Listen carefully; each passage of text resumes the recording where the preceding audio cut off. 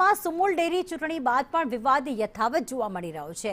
સુમુલ ડેરીમાં લાંબા સમયથી ભાજપના બે જૂથ વચ્ચે સત્તા કબજે કરવાની ખેંચતાણ ચાલી રહી છે, જે હવે ચરમસીમાએ પહોંચી છે। સુમુલ ડેરીમાં પહેલા ચૂંટણી યોજવા બાબતે વિવાદ હતો અને હવે પ્રમુખ અને ઉપપ્રમુખ માટે સમય લંબાવવામાં આવી રહ્યો છે, જેને લઈને વિવાદ સર્જાયો છે। ત્યારે આ મામલો હવે દિલ્હી સુધી પહોંચ્યો।